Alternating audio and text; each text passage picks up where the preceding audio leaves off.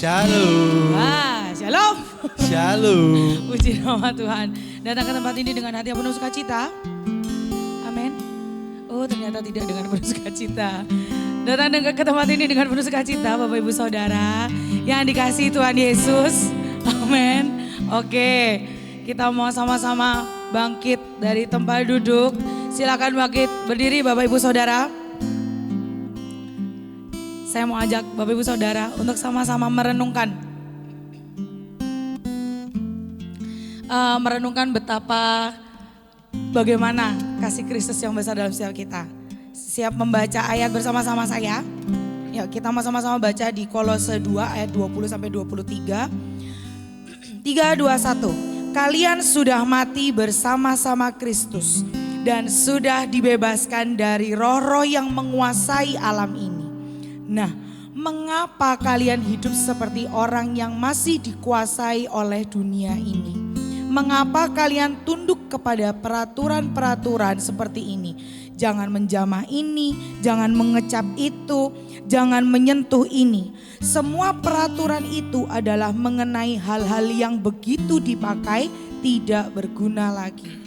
Itu hanya peraturan-peraturan dan pengajaran-pengajaran yang dibuat oleh manusia. Memang kelihatannya hal itu bijaksana dengan anjurannya supaya orang menyembah malaikat, merendahkan diri dan menyiksa diri. Tetapi semuanya itu tidak berguna untuk mengendalikan nafsu manusia. Bapak Ibu Saudara, percayakah Bapak Ibu Saudara bahwa hati kita ini adalah produsen berhala? Bahwa hati kita ini kalau dikendalikan oleh nafsu duniawi, kita akan jadi pribadi yang jahat. Karena kita akan cenderung mengikuti keinginan kita, bukan keinginan Tuhan. Kita ditebus Tuhan Yesus Bapak Ibu Saudara, bukan karena hasil usaha kita. Tapi karena inisiatif Allah. Karena begitu besar kasih Allah kepada setiap kita. Sehingga Tuhan Allah mengirimkan anaknya untuk menebus setiap kita. Bukankah itu anugerah dan berkat terbesar yang kita terima sampai hari ini Bapak Ibu Saudara? Kadang kita cuma fokus hanya pada aturan-aturan atau norma-norma yang menjaga hidup kita supaya tidak jahat, supaya seolah-olah lurus. Padahal Injil itu lebih dari itu. Injil adalah kabar baik tentang kasih-Nya yang seharusnya kita tidak layak, tetapi kita dilayakkan. Bukankah itu bukan hanya sekedar aturan atau norma, tapi semua tentang kasih Tuhan. Mari kita datang Bapak Ibu Saudara dengan penuh ucapan syukur di hadapan Tuhan. Karena hanya Tuhan yang melayakkan setiap kita untuk bisa datang ke tempat ini. Apapun kondisi kita, apapun dosa kita, itu sudah selesai ditanggung Tuhan Yesus. Sehingga kita bisa datang hari ini, bisa beribadah menyembah Dia dengan penuh ucapan syukur. Naikkan ucapan syukurmu di hadapan Tuhan. Terima kasih Tuhan Yesus. Kasih-Mu yang besar atas setiap kami. Kasih-Mu yang melayakkan setiap kami. Kasih-Mu yang membuat kami ada sampai hari ini Tuhan. Bukan hasil kekuatan kami. Bukan hasil usaha kami Bapa, tapi semua karena kasih-Mu yang besar atas setiap kami. Karena pengorbanan-Mu di kayu salib, Engkau sudah menebus setiap kami. Kami bukan milik maut dan dosa. Kami milik-Mu Tuhan. Engkau yang berdaulat atas setiap hidup kami. Thank you Lord, thank you Lord.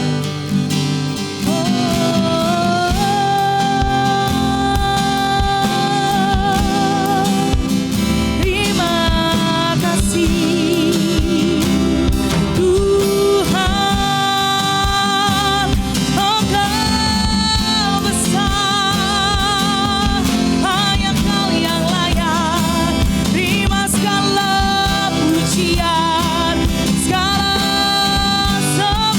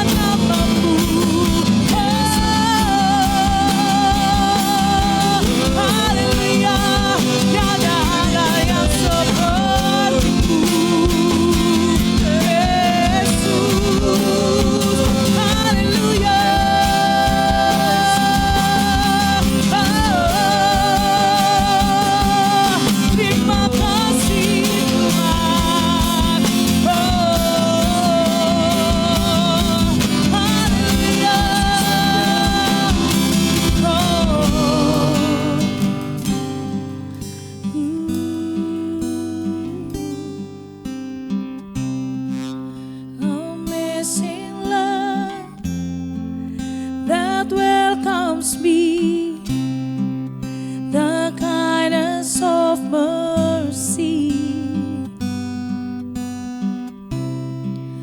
that bow with blood wholeheartedly, my soul undeserving. With all your heart sing, God, you are so, yes Lord, you are so good to us.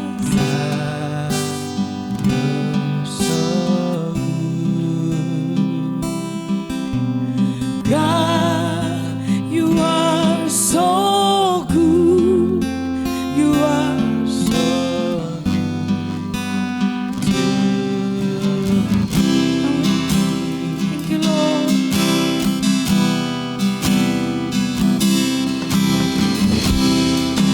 We hold the cross age to age, and hour by hour. The dead are raised, the sinners saved, the work of your power. Oh God, you are so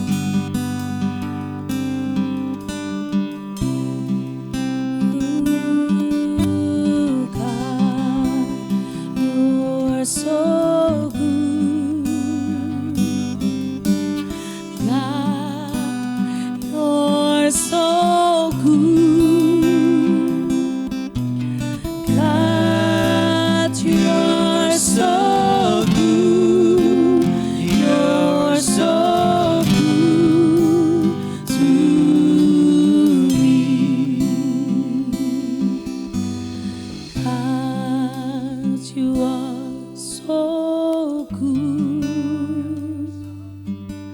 Oh God, you are so good. Oh God, you are so good. You're so good to me. God, you're so good. God, you are so good. Oh God, you are so good. You are so good to me. Oh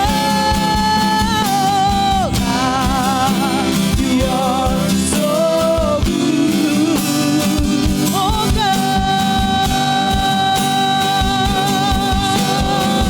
yes you are. Oh God, you are so good. You are so good to me.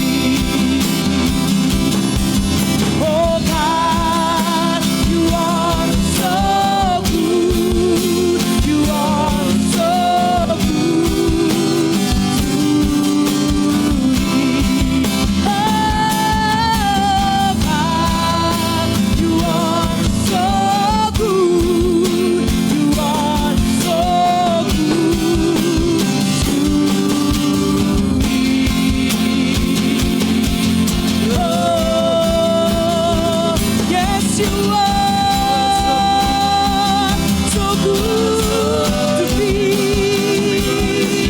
Your amazing love fills my heart.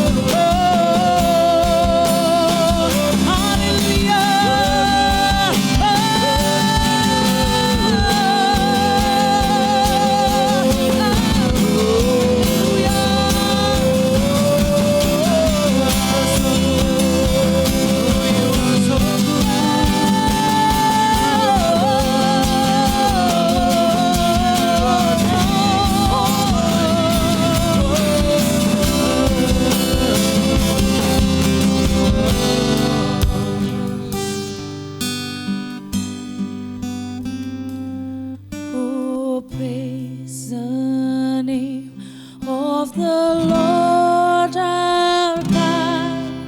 Oh, praise His name forevermore,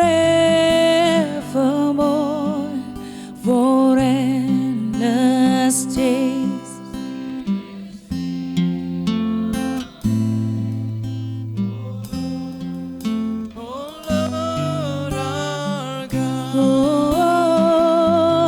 Oh, praise the name of the Lord our God.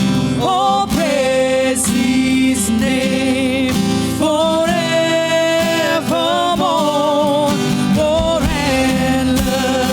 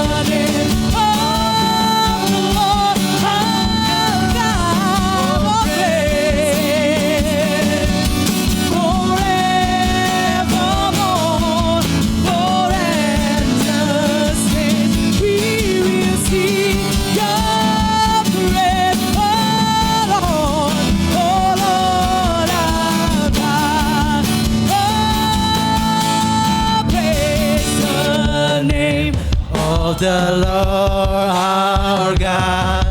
Oh, praise His name forevermore. We will sing your praise.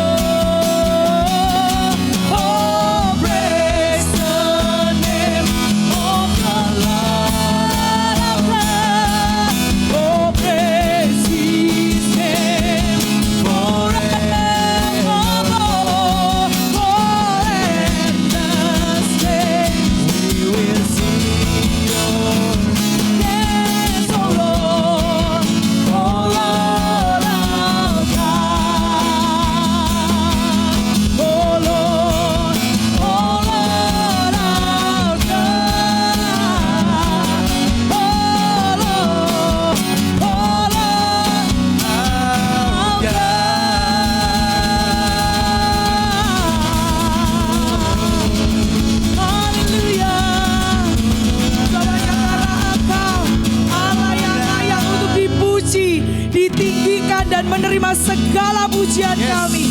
Buat semua yang siap meninggikan Tuhan lebih lagi, katakan Amin. Amin.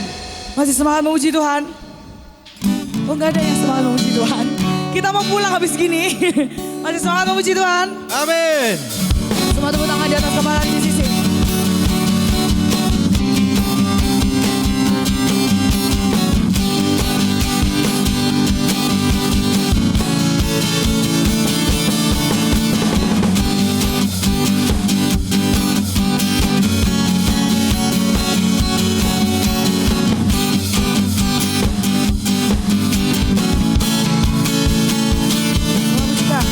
Segala manusia menyembah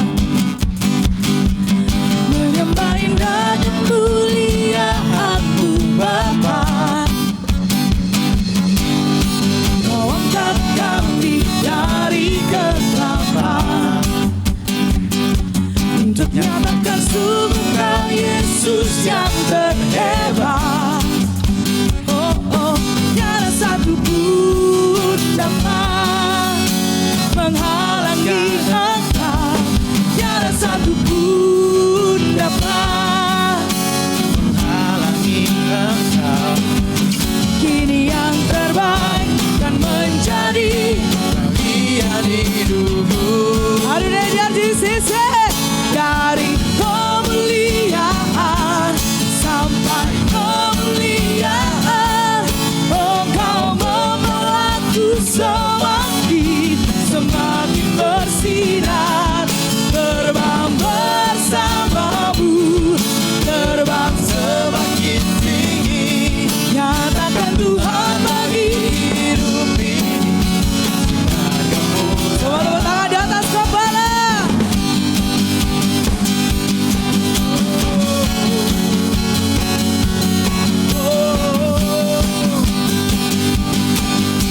Mari kita mujikan hati sisi. Segala manusia menyembah Hanya kemuliaan-Mu Bapa. Oh, oh, Kau angkat kami dari kegelapan untuk nyatakan sungguh Kau Yesus yang terhebat. Oh, oh, tiada satu pun dapat menghalangi Engkau. Tiada satu pun dapat menghalangi Engkau. Kini yang terbaik dan menjadi bagian hidupku. Aduh, go, go. Dari kemuliaan sampai kemuliaan. Oh, Kau membuatku semakin bersinar,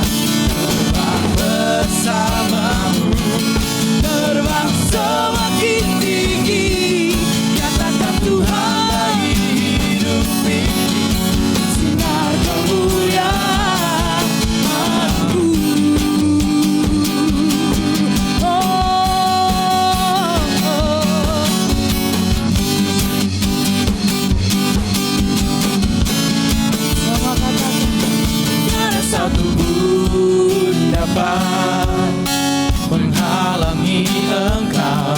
Tiada satu pun dapat menghalangi Engkau. Sekali lagi katakan, tiada satu pun dapat menghalangi Engkau.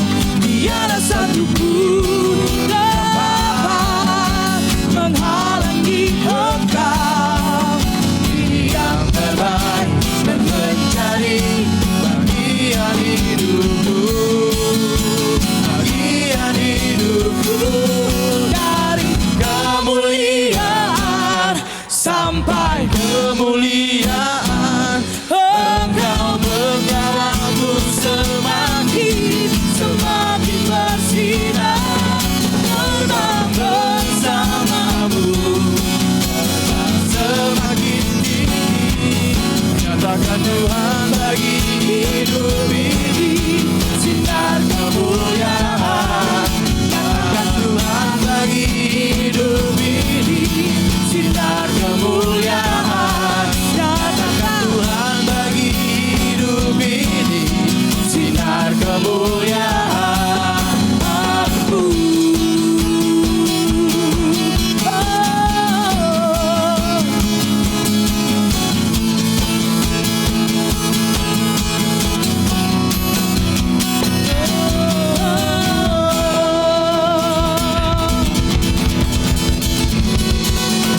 semua percaya?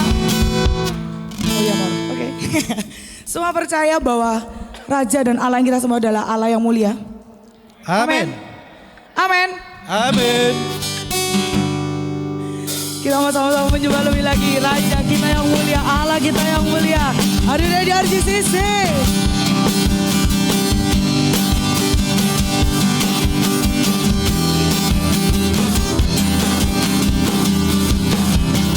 Raja mulia,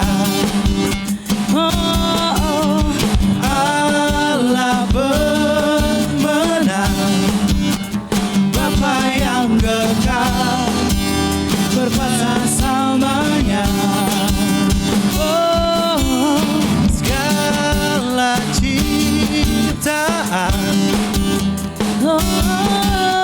sujud menyembah bagi yang mulia, berkuasa selamanya. Kaulah Tuhan, kaulah Raja, surga bumi menyembah. Sorak-sorai kemenangan bagi Raja mulia, kemuliaan bagi Allah yang berkuasa selamanya.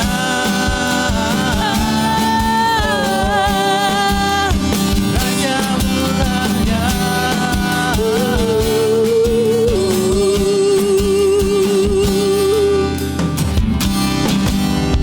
salah ciptaan sujud menyembah bagi yang mulia, berkuasa selamanya.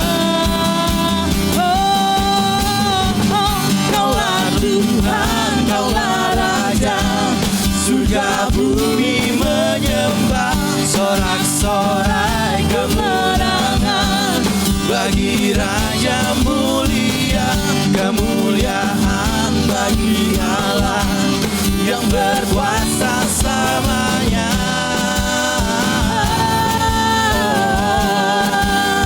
Engkaulah Raja,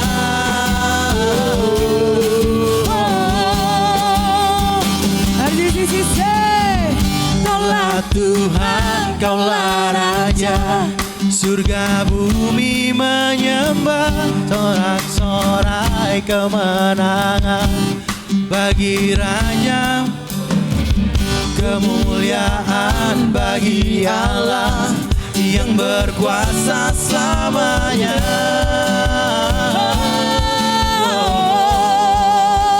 Yesus Raja,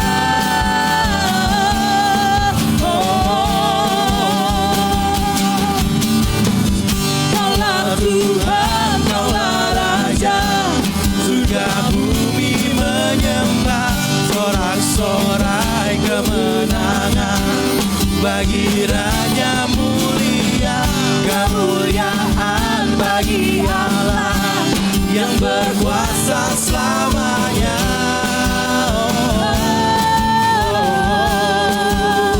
Yesuslah Raja.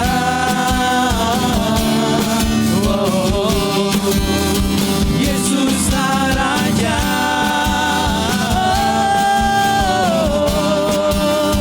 Yesuslah Raja. Kita mau sama-sama siapkan hati kita untuk perjamuan kudus.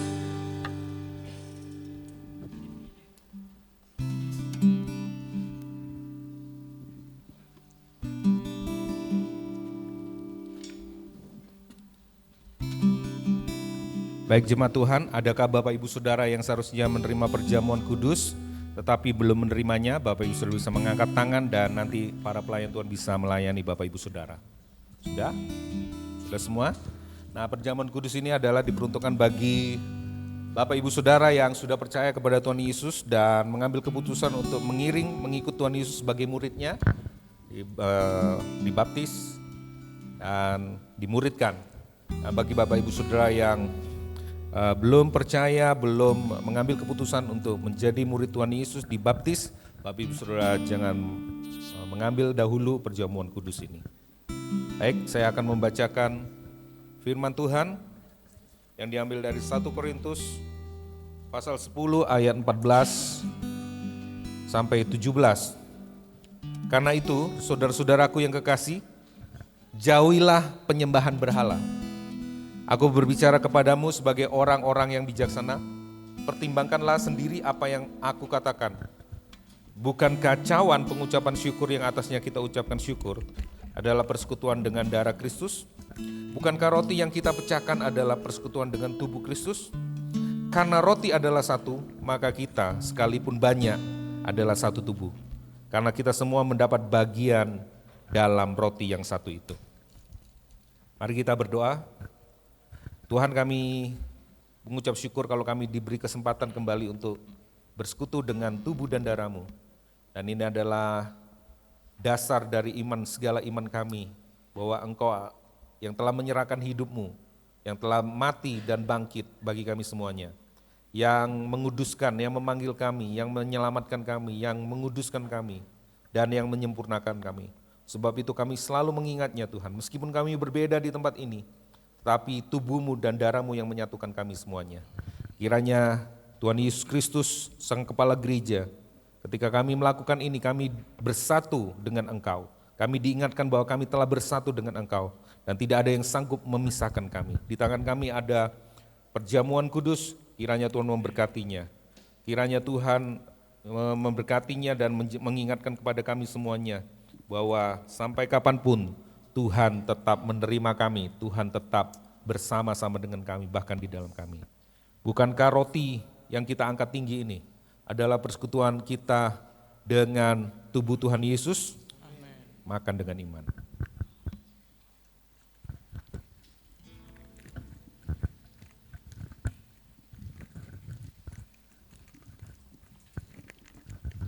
Kalau sudah membuka, cawan bisa diangkat Bapak Ibu Saudara. Bukankah cawan pengucapan syukur yang atasnya kita ucapkan syukur adalah persekutuan dengan darah Kristus? Amen. Bapak Ibu Saudara bisa minum dengan yakin dan percaya.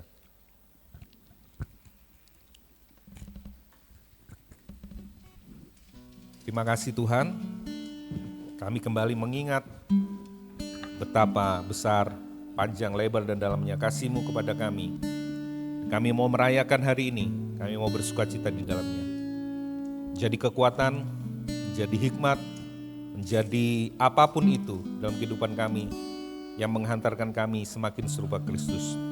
Di dalam nama Bapa, Tuhan Yesus dan Roh Kudus, kami mengucap syukur, kami berdoa. Amin. Kita mau sama-sama berdoa buat adik-adik Rocky. Jadi Bapak Ibu Saudara tetap bangkit berdiri. Mari adik-adik Rocky, come.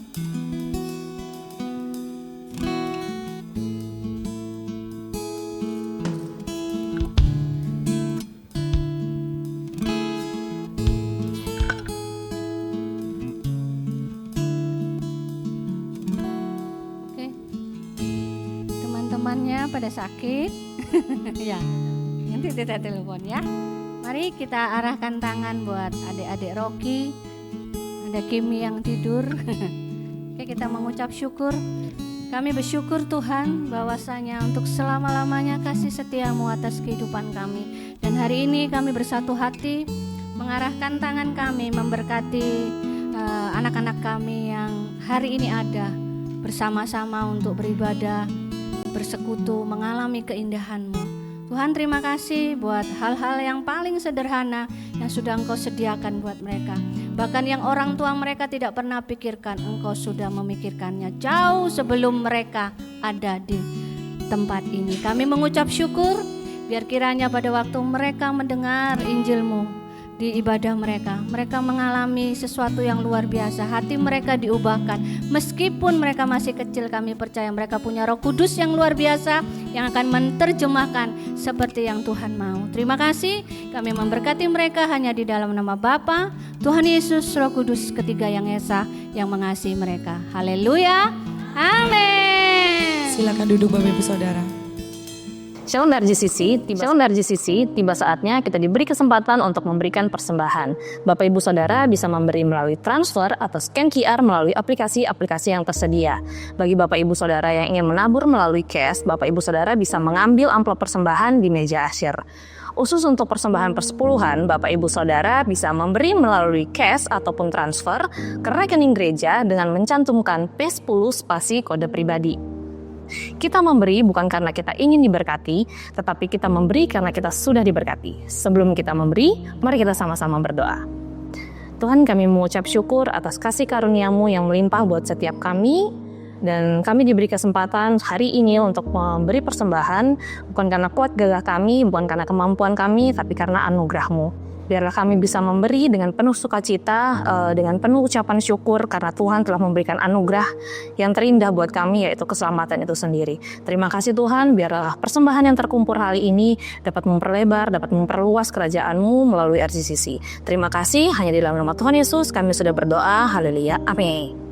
Selamat memberi dengan penuh sukacita. Kami menyambut Bapak Ibu Saudara yang terkasih di dalam Tuhan yang baru pertama kali hadir di ibadah RGCC. Selamat datang di RGCC, Rock Generation Community Church, yang dimana RGCC memiliki hashtag Home for the Imperfect, rumah bagi orang-orang yang tidak sempurna, yang rindu berubah dan berbuah bersama untuk memuliakan Tuhan, diperlengkapi sebagai pemimpin, memperluas kerajaan Allah di dalam kasih karunia Bapa melalui Injil Yesus Kristus yang dikerjakan oleh kuasa Roh Kudus. Selamat beribadah dan Tuhan Yesus memberkati.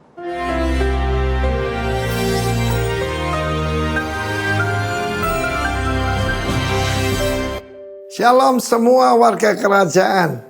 Tahun ini tahun preparation, tetapi khusus bulan November ini kita itu harus memiliki perseverance, yaitu ketahanan di dalam menghadapi penderitaan. Di dalam Yakobus pasal yang kelima ayat ke-7, kita diberi contoh yang luar biasa tentang seorang hamba yang disebut Nabi, yaitu Ayub. Karena firman Tuhan berkata bersabar sampai kedatangan Tuhan. Kita kan menantikan Tuhan. Kan sampai ada yang bilang sampai kapan? Firman Allah mengatakan bersabarlah, bertekunlah. Sabar dan tekun, saudara. Menarik sekali nama asli saya itu artinya sabar dan baik. Di luar Tuhan sama sekali tidak sabar dan tidak baik. Tetapi di dalam Tuhan menuju apa yang diinginkan. Yang memberi nama itu kakek saya. Padahal saya ini di kalangan keluarga saya terkenal paling gak sabaran, saudaraku. Tetapi rupanya kalau dipanggil sabar, ada gunanya juga. Firman Allah menunjukkan bagaimana dalam Yakobus pasal 1 ayat 12. Kalau kita benar-benar bisa perseverance di dalam menghadapi, maka untuk menerima janji Tuhan juga di Hebrew 6 ayat 12. Iman dan ketekunan menerima janji Tuhan. Kita lihat bagaimana pertama kali wanita pertama Hawa melahirkan sebetulnya anak kembar. Again dia juga melahirkan Abel. Waktu Kain, siapa bayangkan 2 langsung kembar besar sekali dan dia belum pernah melihat ada wanita mengandung. Bayangkan dia tanya sampai kapan? Dia tanya pada Adam sampai kapan? Dia tidak tahu ada batasnya. mencapai 9 bulan 10 hari. Firman Allah mengatakan kita harus bersabar dan kita harus bisa menanggung penderitaan. Mungkin saudara pernah lihat di sebuah mall ada orang-orang, ada mama di situ, ada pemuda juga yang memegang mobil. Siapa yang paling lama tidak melepaskan tangannya, mobil itu menjadi bagiannya. Wah, mereka berjuang mati-matian bagaimana supaya tidak melepaskan tangan ini. Memang kita lihat syaratnya begitu dia ngantuk atau terlepas sedikit, gagal, dia tidak bisa. Tetapi kan ada hadiah. Demikian juga di dalam firman Tuhan Yakobus 12 ada the crown of glory, the crown of life yang dijanjikan. Dan penting tuh nama, saya pernah ketemu seseorang namanya bagus sekali. Namanya tahan uji. Luar biasa. Lupa itu seki untuk hidup sukses. Tahan uji namanya, saudaraku. Luar biasa sekali. Karena itu bagi saudara yang saat ini melihat apa iman itu cukup sola fide, ya, only faith, no, faith dan ketekunan, faith dan kesabaran, makrotimeo, panjang sabar, dan juga hupomone, yaitu bertahan di bawah tekanan. Karena itu dikatakan kalau kamu bertekun, kamu akan jadi soko guru di dalam rumah Allahku, kata Yesus. Dan saudara harus tahu, saya seorang kontraktor dan seorang civil engineer. Kalau balau itu ada ya retak, ada maksudnya kurang bagus, col-colan oke lah. Tapi kalau kolom nggak bisa. Begitu kita ambil palu dan kita pukul ada bunyi plek, begitu bongkar. Karena dia harus menanggung beban. Setiap kepala keluarga yang mendengarkan saya, be strong in the Lord. Bagi setiap saudara menantikan janji Tuhan, saudara mendengarkan berita ini, ya, jangan melepaskan pengharapanmu, jangan. Sebab ada upah yang menantinya, lebih dari mobil, tetapi mahkota kehidupan. Bagi mereka yang alami penderitaan, saya mengingat teman-teman kita yang sedang menderita. Saya mau beritahu, ada mahkota tersedia. Kita belajar dari Ayub, sampai timbul hujan musim gugur dan hujan musim semi. God bless you. Amin. Amin. Karena kami ada sampai hari ini Tuhan, semua karena kasih-Mu. Semua karena pengorbanan-Mu Tuhan.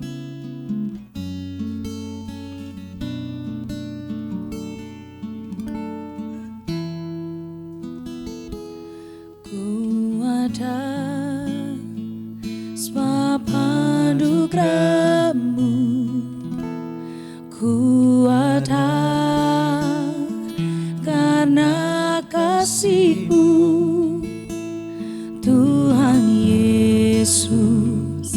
Ku berterima kasih buat kasih rahmat-Mu.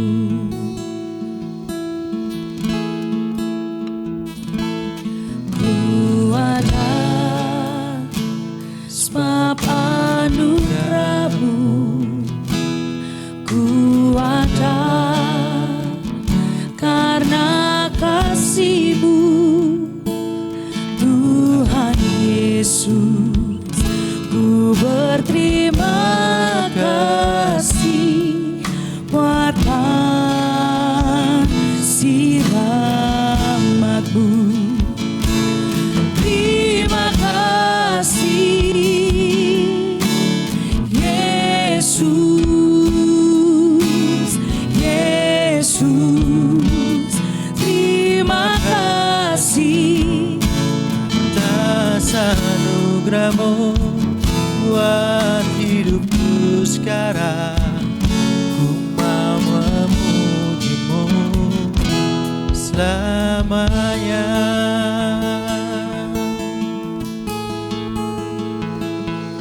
ku ada sebab anugerah-Mu. Ku ada karena kasih-Mu, Tuhan Yesus. Ku berterima kasih buat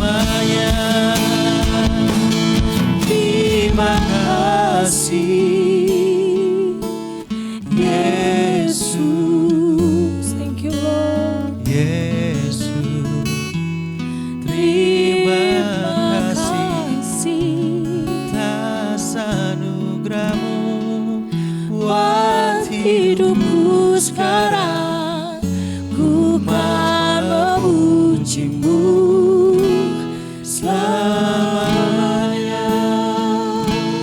Terima kasih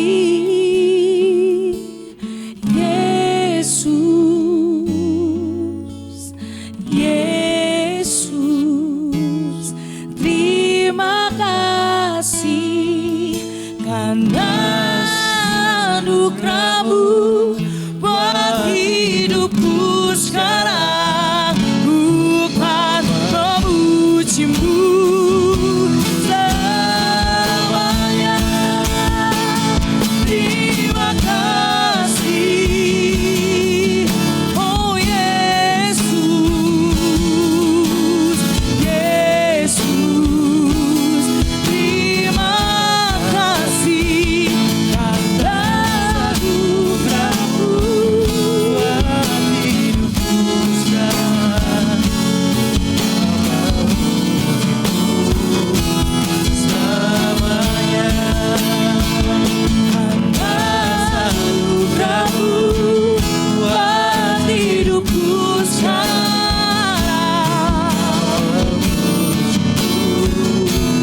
Selamanya. Atas anugerah-Mu buat hidupku sekarang. Bukan memuji-Mu selamanya.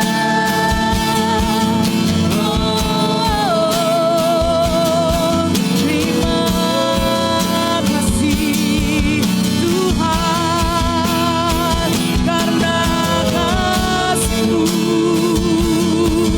karena anugerah-Mu yang selamatkan ku.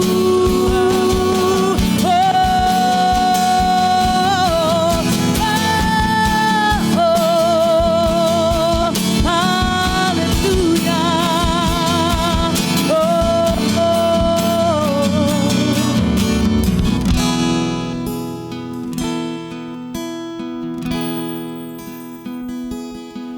Bersyukur, bersyukur, bersyukurlah, bersyukur atas kasih setia-Mu. Ku sembah, ku sembah, ku sembah dan ku sembah. Sepanjang hidupku ku sembah Kau Tuhan. Bersyukur, bersyukur, bersyukurlah, bersyukur. Atas kasih setiamu. Kami mau menyembah Engkau Tuhan. Ku sembah, ku sembah, ku sembah dan ku sembah. Sama hidupku ku sembah Kau Tuhan. Oh, bersyukur, bersyukur, bersyukur, bersyukur atas kasih setia-Mu. Aku sembah, ku sembah, ku sembah dan ku sembah. Sama hidupku ku sembah Kau Tuhan.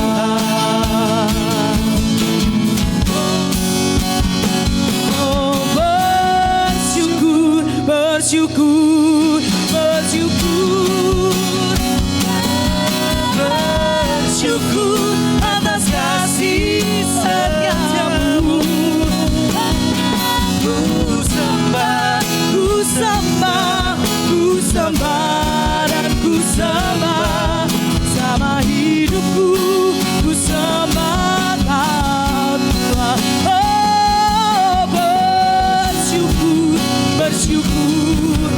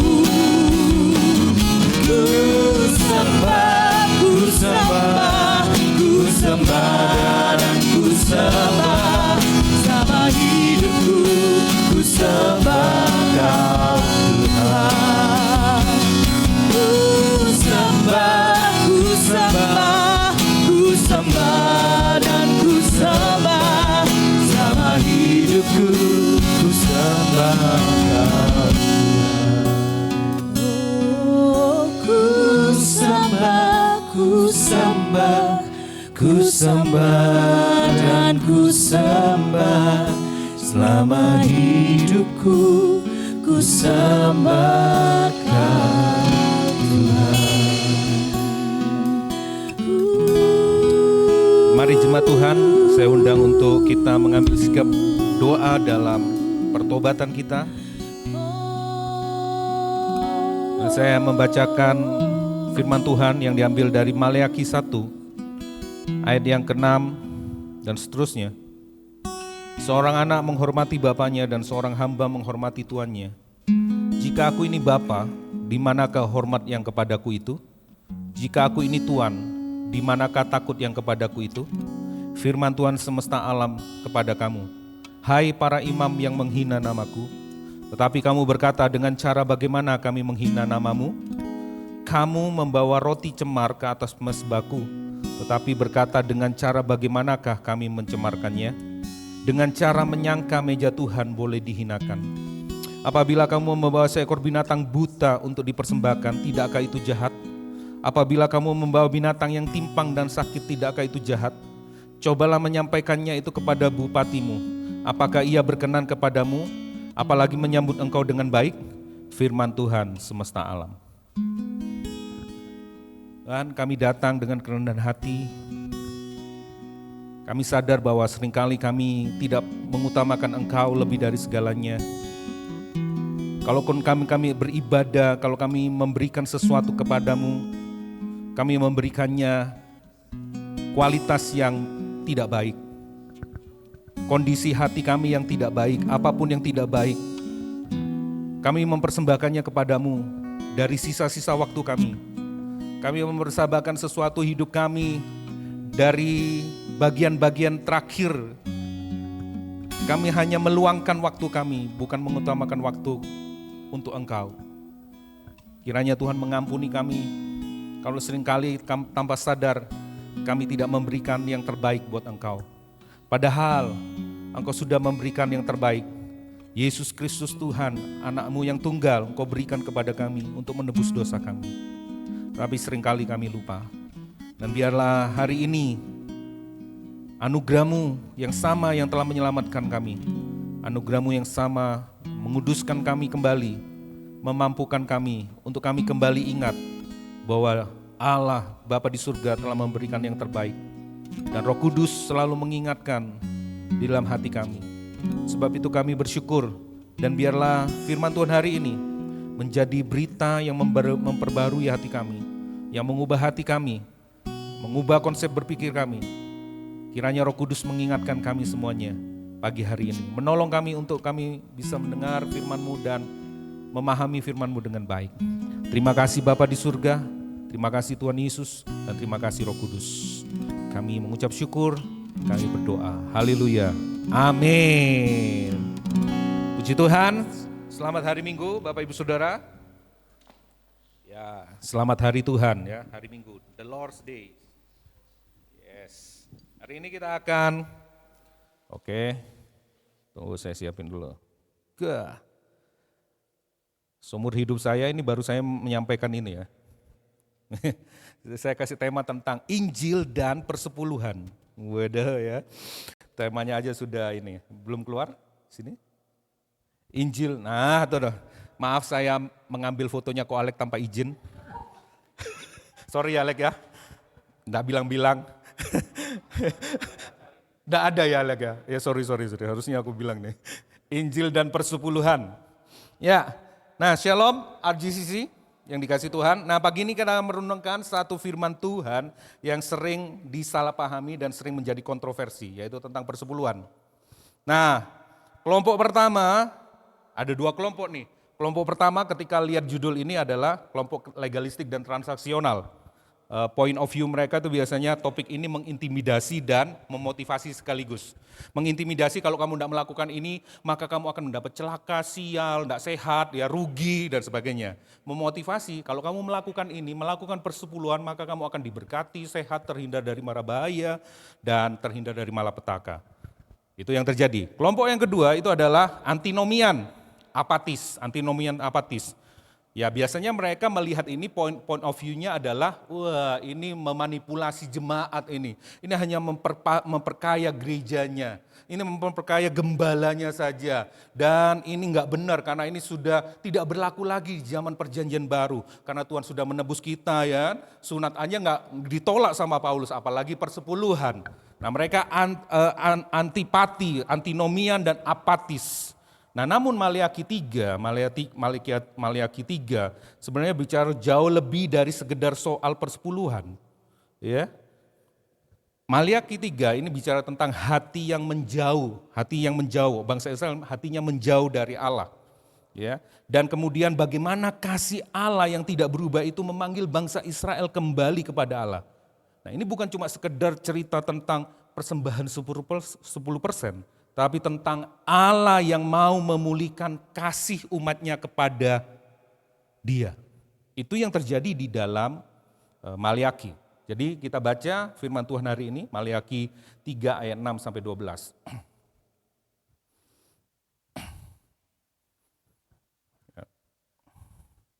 Oke, Maleakhi 3 ayat 6 sampai 12. Kita baca bersama-sama. 1, 2, 3. Bahwasannya aku Tuhan tidak berubah, dan kamu Bani Yakub tidak akan lenyap. Sejak zaman nenek moyangmu kamu telah menyimpang dari ketetapanku dan tidak memeliharanya. Kembalilah kepadaku, maka aku akan kembali kepadamu. Firman Tuhan semesta alam, tetapi kamu berkata, dengan cara bagaimana kami harus kembali? Bolehkah manusia menipu Allah? Namun kamu menipu aku. Tetapi kamu berkata, dengan cara bagaimana kami menipu engkau? Mengenai persembahan, persepuluhan, dan persembahan khusus. Kamu telah kena kutuk, tetapi kamu masih menipu aku.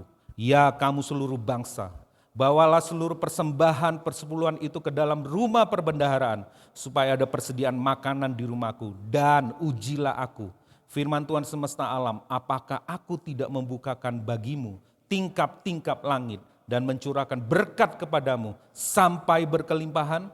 Aku akan menghardik bagimu belalang pelahap, supaya jangan dihabisinya hasil tanahmu, dan supaya jangan pohon anggur di padang tidak berbuah bagimu.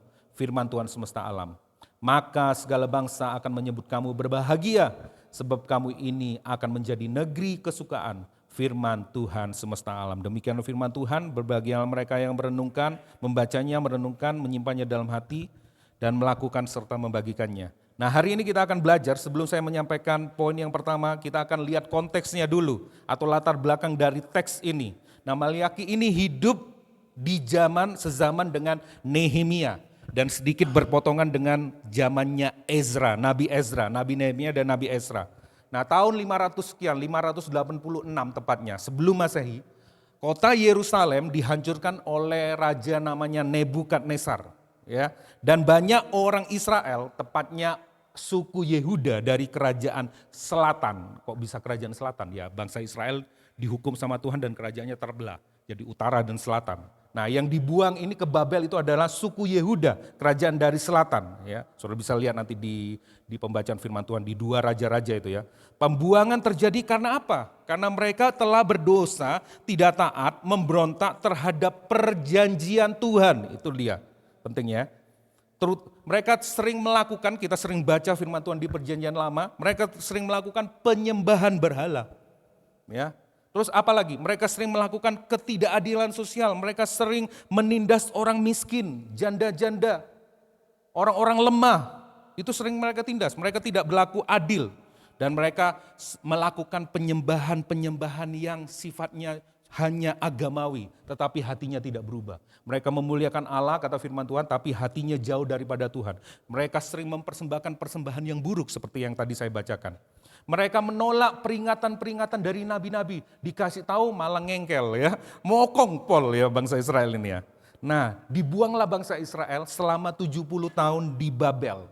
70 tahun, bayangin. Ya mereka menjadi bangsa asing, dari bangsa terpilih jadi bangsa asing.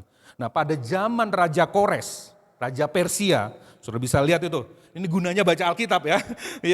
ya mengeluarkan dekret, mengeluarkan keputusan Raja Kores mengizinkan mereka, ini anugerah Tuhan ya, ini Tuhan yang bergerak ya, untuk kembali ke tanah asal mereka, ke tanah perjanjian mereka.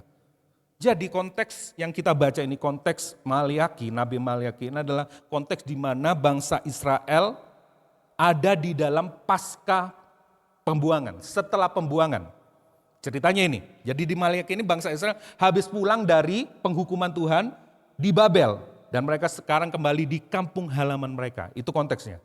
Nah kitab ini, kitab Nabi Maliaki ini, itu bicara tentang nubuatan Nabi Maliaki kepada suku Yehuda yang baru kembali dari pembuangan Babel. Maliaki menegur bangsa Israel karena mereka jatuh lagi ke dalam dosa-dosa lama. Memang ya, 70 tahun tidak cukup mengubah bangsa Israel. Dia kembali ke tanah kelahirannya tetapi hatinya tidak berubah. Relate dengan kita hari ini. Kita sudah diselamatkan, kita sudah menerima kasih karunia Allah, kita tahu Tuhan Yesus juru selamat kita, tetapi hati kita tidak berubah. Hati kita cenderung melawan Tuhan, hati kita cenderung menyembah berhala. Berhala mungkin bukan patung, tetapi hal-hal di luar Allah yang membuat kita bahagia.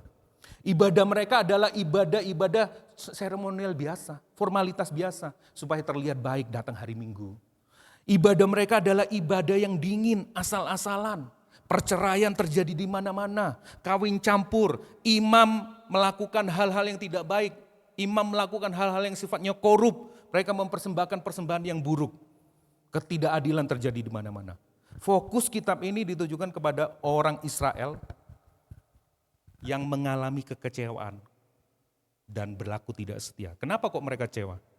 Karena mereka merasa, gue udah pulang nih ke kampung halamanku. Karena firman Tuhan melalui hamba-hambanya, melalui nabi-nabinya akan datang Raja, Mesias yang akan memulihkan keadaan kita. Bait suci dibangun. Waktu Maliaki bait suci sudah dibangun, sudah ada. Ini dia penggenapan janji Tuhan. Kita akan berjaya lagi sebagai bangsa Israel, sebagai bangsa pilihan. Kenyataannya enggak. Lalu mereka jadi sedih. Mana janji Tuhan? Mana kok tidak terjadi? Katanya akan berjaya lagi. Kok hidup kita malah buruk? Mana yang terjadi? Lalu mereka meninggalkan perjanjian Allah. Itu yang terjadi, itu konteksnya. Kitab Maliaki disusun dalam bentuk, kalau saudara baca, itu salah satunya yang tadi saya baca, yang baru kita baca juga, dalam bentuk serangkai, ada 6 dialog yang sifatnya perdebatan antara Allah yang memilih Israel dan bangsa Israel. Jadi ini memang mokong ya, kayaknya tadi disebut itu ya. Gimana caranya kami mencemarkan namamu? Kok bisa? Ya. Mokong gitu ya. Kok gimana? Aku nggak salah kok, aku benar. Kok aku disuruh kembali? Emangnya aku dari mana kok disuruh kembali? Ya itu seperti tadi nanti ya ayat-ayatnya. Nah kurang lebih ada 6 perdebatan antara Tuhan yang menegur bangsa Israel dan bangsa Israel ngeles dari tuduhan Tuhan itu. Enggak kayak gitu kok. Mirip enggak sama kita? Mirip. Ya, enggak kayak gitu, aku baik kok. Ya, itu yang terjadi dan ayat yang kita baca itu adalah perdebatan yang kelima. Ya, kalau saya baca satu kitab pasal 1 sampai pasal 4. Nah, setiap perdebatan dimulai dengan pernyataan Allah, tuduhan Allah kemudian ditentang oleh Israel dan seperti itu seterusnya. Teks yang kita baca ini adalah perdebatan yang kelima. Jadi memang benar-benar luar biasa bangsa Israel. Kita mulai dari yang pertama. Ini perjalanan kita hari ini. Yang pertama, siapa yang sebenarnya bisa kita andalkan? Yang kedua, mengapa kita terikat dengan apa yang kita miliki? Dan ketiga, bagaimana Injil membebaskan hati kita untuk kita bisa memberi dengan sukacita dan sukarela. Yang pertama adalah siapa yang sebenarnya bisa kita andalkan? Siapa yang sebenarnya bisa kita andalkan? Bagaimana? Saudara kalau baca ayat ini harus baca ayat yang kelima. Ya. Ayat yang kelima katakan seperti ini, aku akan mendekati kamu untuk menghakimi dan akan segera menjadi saksi terhadap tukang-tukang sihir. Bayangin loh ya. Orang-orang berzina dan orang-orang yang bersumpah dusta dan terhadap orang-orang yang menindas, orang opahan, janda dan anak piatu dan yang berdesak ke samping orang-orang asing dengan tidak takut kepadaku, firman Tuhan semesta alam. Jadi ayat 5 ini berita buruknya. Tuhan akan menghakimi bangsa Israel dalam hal ini Yehuda. Karena kamu telah melanggar perjanjianku, aku akan menghakimi kamu, aku akan menghabisi kamu. Itu kabar buruknya. Tetapi apa yang terjadi? Di pasal yang ke-6 yang tadi nanti kita baca, kasih karunia Allah melampaui penghakimannya. Itu kabar baiknya. Ayat yang ke-6 dikatakan, ayat yang ke-6 dikatakan, balik. Ayat yang ke-6, bahwasannya aku Tuhan tidak berubah. Dan kamu Bani Yakub, tidak disebut Bani Israel. Dan kamu Bani Yakub tidak akan lenyap. Padahal ayat yang kelima Tuhan, aku akan datang menghakimi kamu. Aku akan menghukum kamu. Tetapi ayat 6, Tuhan mendeklarasikan ke sesuatu yang luar biasa. Yang melebihi penghakimannya terhadap suku Yehuda. Bahwa aku Tuhan, dia menyatakan diri, tidak berubah. Dan kamu Bani Yakub tidak akan dilenyapkan. Wah, ini luar biasa loh saudara. Sekalipun bangsa Israel tidak setia, namun Allah tetap setia. Sekalipun kita tidak setia, seringkali enggak kita tidak setia kan? Iya kan? Janji setia, melanggar. Ini yang sering diutarakan sama Ko Alek ya. Kita sering gagal berkomitmen. Seharusnya kita sering dihukum oleh Allah. Tetapi anugerahnya melampaui penghakimannya. Allah memanggil dengan sebutan Yakub. Kenapa kok disebut Yakub? Supaya bangsa Israel ngerti bahwa nenek moyangmu dulu juga banyak gagal. Yakub itu artinya apa? Yakub artinya penipu. Kamu orang-orang sering menipu aku. Bisakah manusia menipu Tuhan? Tidak bisa. Tapi kamu berlaku seolah-olah kamu bisa menipu aku. Cenderung kita juga seperti itu. Yakub ini mengingatkan kepada Israel siapa mereka tanpa Allah. Mereka hanyalah orang-orang gagal yang layak dihakimi dan dibinasakan. Sama seperti saudara dan saya. Mereka baru saja kembali dari pembuangan. Mereka kecewa dengan Tuhan. Mereka capek, mereka letih, mereka merasa Tuhan meninggalkan mereka. Padahal Tuhanlah yang membimbing, membawa mereka dari pembuangan ke tanah kelahiran mereka kembali. Bait suci dibangun dan mereka akan menjadi bangsa besar kembali. Tetapi mereka memberontak terhadap Tuhan kembali. Mereka mulai meninggalkan Allah. Allah ini ada yang salah ini. Tapi Allah membuka firman-Nya dengan satu deklarasi yang sangat teologis, yang sangat luar biasa, yang paling menenangkan hati kita. Yaitu akulah Tuhan dan aku tidak berubah. Ini kalau di Exol ini pelajaran doktrin Allah. Aku tidak pernah berubah. Yang berubah itu kamu. Ini adalah fondasi dari kasih karunia. Kalau saudara dan saya bisa bertahan sampai hari ini, itu bukan karena kita setia, tetapi karena Allah setia. Allah menawarkan sebuah rekonsiliasi ayat 7. Namun kita menganggapnya sepele. Nah, kalau kita baca ayat yang ke-7, kalau kita enggak hati-hati, kita baca sekilas, terlihat seolah-olah Allah menunggu kita. Ayo kamu balik gitu kan. Baru kalau kamu balik, aku akan balik. Seolah-olah Allah menunggu perbuatan kita baru Allah bertindak. Tetapi kalau kita baca sesuai dengan konteksnya tadi, kalau kita telaah dengan cermat konteks dan teologi secara keseluruhannya, ayat ini tidak mengajarkan keselamatan berdasarkan perbuatan manusia. Maleaki berbicara kepada kaum Yehuda pasca pembuangan, itu konteksnya ya, ingat ya tadi ya. Pasca pembuangan, mereka sudah ada di tanah kelahiran mereka. Mereka sudah menerima anugerah pemulihan. Tuhan tidak ngomong, hanya yang rajin, yang setia tak bawa keluar dari perbudakan, dari pembuangan Babel. Hanya yang setia loh, enggak, semua diangkut. Mereka mengalami anugerah pemulihan.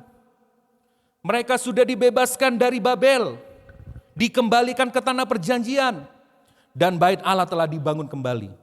Jadi yang dikatakan di ayat 7 ini, kembalilah kepadaku, bukan seruan untuk mendapat keselamatan. Tetapi melainkan apa? Panggilan untuk memulihkan relasi perjanjian yang telah rusak dengan Allah. Itu panggilan untuk memulihkan relasi. Bukan supaya diselamatkan. Buktinya mereka telah diselamatkan, dikeluarkan dari Babel. Sama seperti kita. Kalau Tuhan membawa kita selamat, dipilih, ditebus. Dan kalau kita berdosa, gagal. Dan Tuhan ngomong, kembalilah. Itu bukan karena supaya saudara kembali lalu Tuhan nanti akan datang kepada kita, bukan. Justru karena kamu telah diselamatkan, kamu telah dipulihkan, kamu adalah anak Allah. Kamu harus kembali dan kamu akan mendapatkan kasih karunia di situ. Hubunganmu akan dipulihkan. Allah sedang berkata kepada bangsa Israel, kalian sudah menjadi umatku, tetapi kalian menjauh. Oleh karena itu kembalilah kesetiaan dalam kesetiaan perjanjian yang aku buat dengan engkau. Karena aku Allah tidak berubah. Kembali. Jadi ini bukan jika kamu bertobat maka aku baru mengasihi kamu. Bukan. Melainkan apa? Karena aku tetap Allah dan tidak berubah, maka kamu waktu kamu gagal kamu bisa kembali kapan saja. Justru jangan menjauh dari Tuhan. Justru waktu kamu gagal, kamu datang karena Tuhan apa? Tidak berubah kasih setianya. Anugerah selalu mendahului panggilan pertobatan. Tidak bisa kita bertobat sendiri. Anugerah dulu, kita lihat anugerah Allah lebih besar daripada penghakimannya. Justru pada waktu itulah kita harus kembali. Kekristenan tidak pernah dimulai dari sebuah perintah untuk berubah. Tapi dimulai dari sebuah janji tentang penerimaan kasih Allah yang sebenarnya tidak layak kita terima. Sadari itu. Jadi kalau kita gagal, jangan menjauh dari Tuhan. Lihat, aku Tuhan katanya. Dan aku tidak berubah. Yang berubah siapa? Kita. Aku tidak kemana-mana. Aku tetap ada di sini. Kembali. Waktu kamu kembali, aku kembali kepadamu. Dalam artian, aku ada terus. Aku tidak berubah. Pertobatan sejati bukan sekedar meninggalkan dosa. Tetapi berlari mendekat menuju kasih setia Allah. Tadi lagunya terakhir sangat menguatkannya. Bersyukur, bersyukur, bersyukurlah. Bersyukur karena kasih setianya. Pertobatan itu bukan cuma sekedar meninggalkan perbuatan jahat. Wah, aku tidak melakukan itu lagi. Enggak. Tetapi berbalik dan berlari kepada kasih setianya yang tidak pernah berubah. Ini dia yang melandasi kita melakukan banyak hal. Ini adalah landasan kita melayani, landasan kita memberi persepuluhan, landasan kita apa saja. Refleksinya hari ini. Mari kita menoleh ke belakang. Siapa dulu kita? Tanpa kasih setia Allah. Siapa kita? Catat di dalam diri kita sendiri. Seorang pecundang, seorang pemarah yang kadang kehilangan kendali kalau marah. Seorang yang bercerai mungkin. Seorang yang suka selingkuh mungkin. Seorang yang egois, seorang apa sebut saja dalam hati saudara. Tidak ada yang baik di hadapan Tuhan kan? Tanpa kasih karunia Allah, tanpa kasih setia Allah. Tapi kalau hari ini saudara ada di sini, tetap teguh berdiri di dalam kasih karunia Tuhan. Itu bukan karena Anda setia, tapi karena Tuhan setia. Yang janjinya berkata, aku Tuhan, aku tidak berubah. Ya, renungkan. Siapa yang sebenarnya bisa kita andalkan dalam hidup kita? Diri kita sendiri? Terbukti kita gagal. Berkali-kali. Apakah kita bisa bersandar pada keuangan kita? Kesehatan kita? Itu sesuatu yang bisa berubah. Reputasi kita apalagi.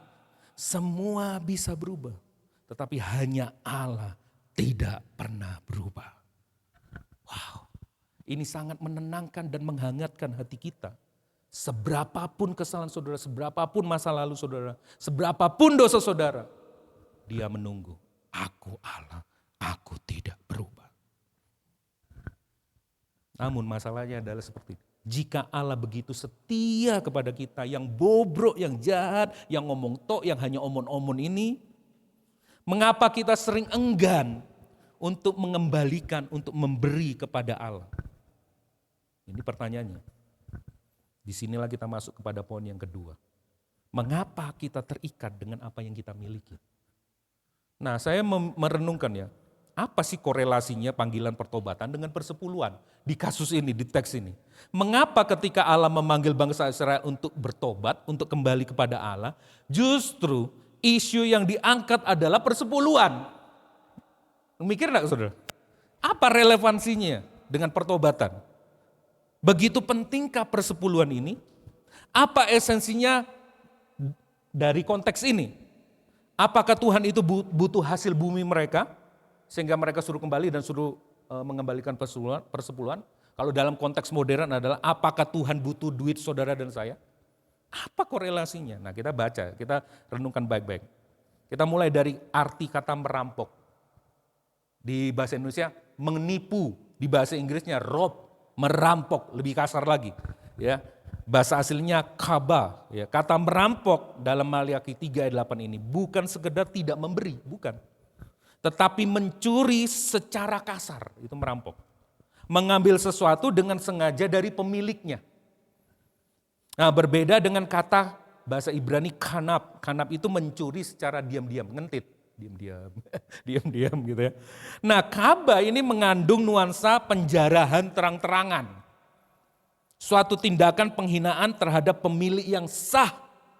Jadi ketika Tuhan berkata, kamu merampok aku, Allah tidak sekedar menuduh bangsa Israel lupa mempersembahkan persepuluhan, bukan. Tetapi menuduh mereka merampas yang menjadi haknya Allah secara sadar dan terus menerus. Itu artinya merampok. Nah, lalu mungkin saudara, kapan aku merampok Tuhan, Pastor? Aku baik-baik aja kok, aku tidak pernah merampok Tuhan. Mari kita lihat. Mengapa bisa disebut merampok Tuhan? Sebenarnya Allah mengajukan pertanyaan retoris. Pertanyaan retoris itu apa? Pertanyaan yang tidak perlu dijawab, itu hanya sekedar pertanyaan yang untuk menyadarkan. Ya. Untuk menunjukkan, justru Allah menanyakan itu untuk menunjukkan ketidaklogisan dan kebutaan atau ketumpulan rohani bangsa Israel. Tidak mungkin bangsa Israel bisa merampok dari Tuhan. Wong segala sesuatu punyanya Tuhan. Kamu bisa merampok dari Tuhan? Tidak bisa. Bisakah? Tidak bisa. Tidak mungkin manusia merampok Tuhan. Tapi pada kenyataannya mereka melakukannya. How? Bagaimana bangsa Israel merampok Tuhan? Begini. Mereka tentu tidak bisa mengambil yang menjadi miliknya Tuhan. Tapi apa yang mereka lakukan? Mereka, nih perhatikan, mereka menahan milik Tuhan yang dipercayakan kepada mereka untuk disalurkan. Saya ulang. Gimana caranya bangsa Israel waktu itu merampok Tuhan? Mereka menahan miliknya Tuhan, bukan milik saudara, bukan milik bangsa Israel. Kita ini pengelola kan? Ya berapa waktu yang lalu. Mereka menahan yang menjadi miliknya Tuhan yang dipercayakan kepada mereka untuk mereka salurkan kembali. Inilah yang disebut merampok. Nah persepuluhan, kenapa ini penting? Persepuluhan ini adalah bagian dari sistem hukum dan ibadah bangsa Israel. Jadi sangat sentral. Persepuluhan diatur secara spesifik dalam hukum Taurat untuk Israel loh ya, yang merupakan undang-undang dasar antara Allah dan Israel sebagai umat pilihan. Perhatikan, saya tekankan, untuk orang Israel bukan untuk kita. Ya, wah, jadi saudara tenang, wah berarti aku tidak dituntut persembahan persepuluhan nih. Ini kan untuk Israel kok, bener dah, amin, amin. Ya kan, nah, dengerin dulu ya. Ya memang benar. Jadi ini hanya untuk orang Israel, eksklusif orang Israel. Ada orang Israel? Enggak kan, ada orang Batak, orang Papua, ya macam-macam ya, orang Jawa ya. Bukan orang Israel. Dan Allah tidak membuat perjanjian dengan saudara. Allah membuat perjanjian dengan orang Israel. Nah kadang-kadang di mimbar tidak menjelaskan dengan fair. Ya ini harus, nah, nanti saya jelasin ya. Ini penting dalam ibadah mereka. Persepuluhan juga adalah sistem ekonomi mereka. Bukan cuma ibadah, bukan cuma hukum, tapi sistem ekonomi mereka yang menopang kehidupan orang Israel pada waktu itu. Jadi gini, umat membawa hasil bumi dan ternak, bukan duit. Hasil bumi dan ternak. Ya, jadi ini khusus untuk bangsa Israel, itu persepuluhan itu dari hasil tanah. Ini bukan ini ya. Ini firman Tuhan yang ngomong. Jadi yang dipersembahkan itu hasil bumi dan tanah. Loh benar berarti kok, aku enggak usah bawa hasil bumi dan tanah, aku enggak bertani, enggak bercocok tanam hari ini. Ya benar itu untuk orang Israel, bukan untuk orang Kristen zaman sekarang. Ya, mungkin kita ngelesnya kayak gitu ya. Tapi ini benar memang. Tapi ini jarang dibongkar, jarang dikasih tahu kepada jemaat. Itu memang khusus untuk Israel dan itu diberikan hasil tanah dan bumi. Jadi kalau orang itu seniman, mereka enggak perlu ngasih persepuluhan. Karena mereka tidak hidup dari hasil bumi. Terus habis itu apa? Dancer gitu ya. Wah, zaman dulu ada dancer enggak? Mereka enggak memberikan persepuluhan. Atau orang-orang yang ada di diaspora, yang di luar tanah perjanjian. Mereka enggak perlu memberikan persepuluhan. Dan itu ada datanya, saya baca satu buku, saya enggak tampilkan di sini.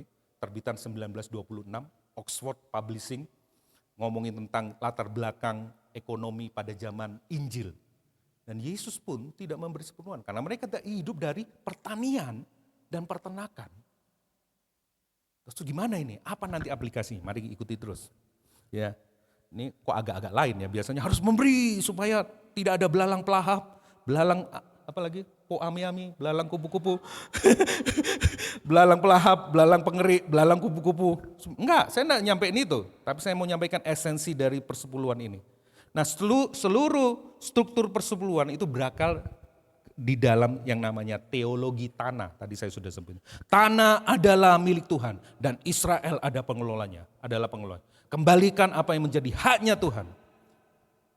Jadi persepuluhan ini bukan pajak sebenarnya, bukan pajak rohani. Ada beberapa orang yang ngomong ini pajak, kerajaan kan ada pajaknya, enggak. Persepuluhan merupakan ritme hidup dari bangsa yang hidup di bawah pemerintahan Allah langsung, teokrasi. Di tanah yang Allah khususkan bagi mereka.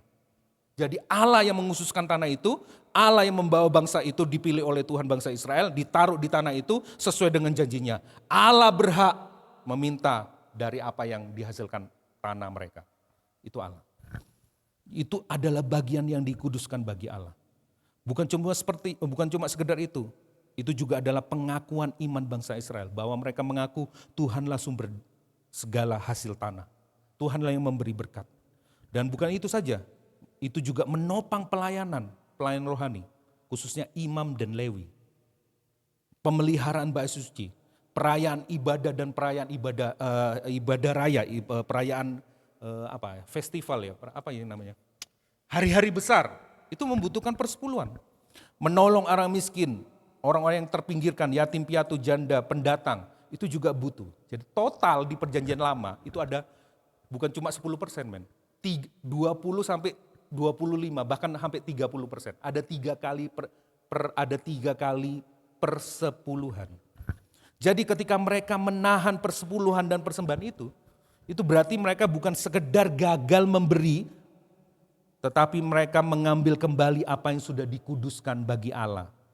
Dengan kata lain, mereka tidak hanya malas memberi, mereka merampok Allah dari kemuliaan, kepercayaan dan tujuannya bagi mereka. Itu intinya. Apa yang terjadi? Kok bisa mereka seperti itu? Ini yang disebut dosa di balik dosa. Hati yang tidak percaya kepada Allah. Hati yang lebih mempercayai berhala di dalam hati mereka. Tindakan yang mereka lakukan menahan apa yang menjadi haknya Tuhan, itu hanya tindakan gejala. Akar masalahnya adalah ketidakpercayaan dan penyembahan berhala di dalam hati mereka. Mereka lebih mengandalkan hasil panen, ekonomi mereka, keamanan diri mereka daripada kebaikan Allah. Itu intinya. Mereka berkata seperti ini, aku butuh ini lebih daripada Engkau Tuhan. Maka Allah menyingkapkan dosa mereka ini dengan bahasa yang mengguncang mereka. Kamu telah merampok aku. Bahasa yang sangat keras. Bukan berarti Allah butuh makanan, enggak. Tetapi karena Allah menuntut kasih dan ketaatan yang lahir dari hati, yang mengakui Allah lah sumber hidup mereka. Oleh karena itu Allah menggunakan persepuluhan sebagai contoh nyata dari hati yang menjauh dari Allah. Itu contoh nyata. Langsung isunya diangkat oleh Tuhan. Ini dia. Kamu menahan apa yang menjadi hakku. Kamu menahan apa yang menjadi yang dikhususkan untuk aku. Itu zaman Israel. Ya. Sorry. Allah menegur Israel bukan karena nominal. Bukan. Tetapi karena sikap hati. Bangsa Israel menahan persepuluhan bukan karena mereka jahat. Tetapi karena mereka takut kekurangan. Dan ketika kita takut kehilangan, kita mulai berpikir bahwa keamanan hidup tergantung pada apa yang kita miliki. Disinilah ketidakpercayaan lahir. Jangan. Waduh, kok 10% sih? Jangan dong, jangan. Aku masih banyak sesuatu yang aku butuhin. Dimulai dari apa tadi? Karena mereka takut kekurangan. Tim Keller pernah berkata seperti ini, apapun yang kamu pikir, di mana tanpa itu kamu tidak bisa bahagia dan hidup, sejatinya itu adalah Allahmu yang sesungguhnya. Saya ulang ya, apapun yang kamu pikir dan kamu merasa tanpa itu kamu tidak bisa bahagia, sejujurnya itulah yang menjadi Allahmu. Itulah yang menjadi berhala hatimu. Aku tidak bisa hidup kalau aku tidak punya ini. Aku tidak bisa bermakna kalau aku tidak punya ini. Aku bakalan marah-marah kalau aku tidak punya ini. Sejatinya kita menyembah itu. Akibatnya mereka hidup apa? Bangsa kena kutuk. Ingat ini perjanjian lama. Begitu kamu tidak taat satu hukum, kutuk pasti. Konsekuensinya seperti itu. Tapi puji Tuhan, ada kabar baik setelah itu. Allah tidak berhenti dengan kutuk. Tapi Allah mulai dengan sesuatu yang luar biasa. Kutuk itu sebagai teguran supaya bangsa Israel kembali. Dan itu konsekuensi, kamu tidak taat, kutuk. Ingat konteksnya perjanjian lama. Allah sedang berkata seperti ini. Engkau hidup di bawah tekanan ya, dan kekeringan karena engkau menahan sesuatu yang hanya aku bisa penuhi. Bahagia, keamanan, kecukupan dan sebagainya. Tapi kamu tahan justru. Ya kebalikannya, kamu akan dapat kutuk. Tetapi Allah tidak berhenti sampai situ. Nanti kita dengar kabar baiknya. Ya, kita refleksikan dulu. Apa yang sulit Anda serahkan? Kenapa itu sulit? Karena kita takut kekurangan. Kita semuanya punya persepuluhan dalam tanda kutip yang kita simpan diam-diam di dalam hati kita. Bagian hidup yang kita enggan serahkan kepada Tuhan. Kalau ini dikasih, aku kurang kok, aku enggak bisa seperti ini nanti. Aku enggak bisa seperti itu. Kita punya persepuluhan yang kita tahan. Yang kita enggan serahkan kepada Tuhan, kok enak. Karena kita merasa kita menjadi pemiliknya. Tapi puji Tuhan, Tuhan tidak berhenti sampai teguran di bangsa Israel, kutuk. Namun Allah berkata, kamu harus memberi supaya aku memberkati. Melainkan Tuhan tidak ngomong kayak gitu ya, Tuhan kamu harus memberi seperti pendeta-pendeta sekarang. Kamu harus memberi supaya nanti diberkati oleh itu. Enggak. Melainkan Tuhan ngomong apa? Tuhan tidak ngasih perintah itu kan. Mereka gagal memberikan persepuluhan, tapi Tuhan tidak ngomong, ayo memberi, nanti kamu pasti diberikan. Enggak. Apa yang Tuhan ajukan dulu? Ujilah aku. Lihatlah kasihku yang melimpah ini loh, uji aku. Dan lihatlah bagaimana aku akan mencurahkan itu semuanya. Dan kamu tidak akan punya kebutuhan lagi. Apa itu? Nah ini akan membawa kita kepada berita kabar baik bagian yang ketiga. Bagaimana Injil membebaskan hati kita untuk memberi. Ayat ini. Apa? Fotonya kualek lagi memang. Sorry Lek, ini aku ngambil dua sih. Ya, bagaimana Injil membebaskan hati kita untuk memberi, biar seger. Soalnya kan temanya persepuluhan, ya kan? Ya saya kasih fotonya kualek lah. Siapa ini? Cak Imin. Hah? Iya kan? Ayat ini sekilas nampak transaksional, betul? Dari dulu saya berpikir transaksional. Tetapi jika dibaca dalam konteks perjanjian yang bersifatnya covenantal ya, perjanjian antara Allah dan umat pilihannya yaitu Israel. Ayat ini bukanlah undangan untuk membeli berkat. Ayo kamu bikin ini nanti aku berkati. Bukan transaksional. Melainkan panggilan kembali kepada kesetiaan perjanjian. Itu saya tekankan lagi. Berkat yang dijanjikan adalah konsekuensi saja dari ketaatan umat terhadap hubungan perjanjian itu. Kalau kamu sesuai dengan perjanjian ini, berkat akan mengalir ke bangsa Israel ya. Bukan hasil barter rohani. Allah mengundang umat Israel untuk percayai aku dan kasih setiaku ini. Dan jangan tolak. Kamu justru harus menolak ketamakan, menolak merasa kekurangan, dan lihatlah kepada kasih setiaku. Ini bukan negosiasi untuk memperoleh berkat, bukan. Ini artinya seperti ini, saya terjemahkan ya dengan bahasa yang mudah. Datanglah kembali kepadaku. Lihatlah kesetiaanku. Aku Tuhan tidak berubah. Ujilah aku. Di sini bukan ujian yang sifatnya sinis. Ayo coba aku. Aku pasti baik. Enggak, bukan kayak gitu. Itu kita ya, uji coba aku. Pasti aku baik sama kamu nanti. Enggak. Ini bukan ujian sinis, tetapi sebuah panggilan kasih kepada umatnya. Allah tahu umatnya khawatir, Allah tahu umatnya kecewa, Allah tahu umatnya capek, lelah. Lalu Allah mau uji aku, lihat datang sini. Dia enggak ngasih hukum, kasih, kalau kamu kasih aku memberkati, enggak. Kabar baiknya dia umat Israel disuruh mendekat, uji aku. Dan ia berkata, datanglah, lihatlah.